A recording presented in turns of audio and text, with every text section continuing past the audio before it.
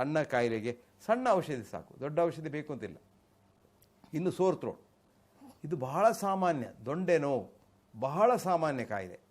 ಇದು 2 ದಿವಸದಲ್ಲಿ, ಹೆಚ್ಚಂದರೆ 3 ದಿವಸದಲ್ಲಿ, 1 ವಾರದಲ್ಲಿ ಹೋಗಬೇಕು ತನ್ನಷ್ಟಕ್ಕೆ, ಏನು ಮಾಡೋದು ಬೇಡ.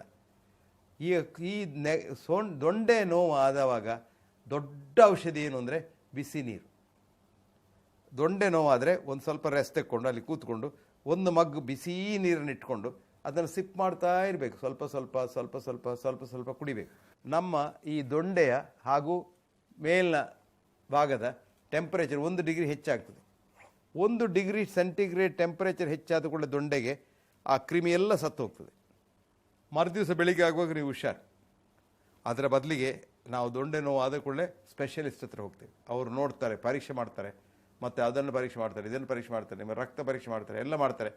ಕಡೆಗೆ ಬೇಗ ಗುಣ ಆಗಬೇಕಲ್ಲ, ಅಂದರೆ ದೊಡ್ಡ ಡಾಕ್ಟರ್ಸ್ಗಳು ಬೇಗ ಗುಣ ಆಗಬೇಕಲ್ಲ, ಒಂದು ಆ್ಯಂಟಿಬಯೋಟಿಕ್ ಕೊಡ್ತಾರೆ, ಒಂದು ನೋವಿನ ಮದ್ದು ಕೊಡ್ತಾರೆ, ಎಲ್ಲ ಕೊಡ್ತಾರೆ.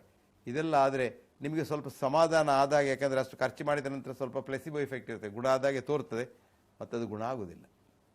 ಅದರ ಬದಲಿಗೆ ಇಷ್ಟೇ 3 ಇರುವುದು. ಒಂದು ಬಿಸಿ ನೀರು ಮತ್ತು ಬಿಸಿ ನೀರು, ಸ್ವಲ್ಪ ರೆಸ್ಟು.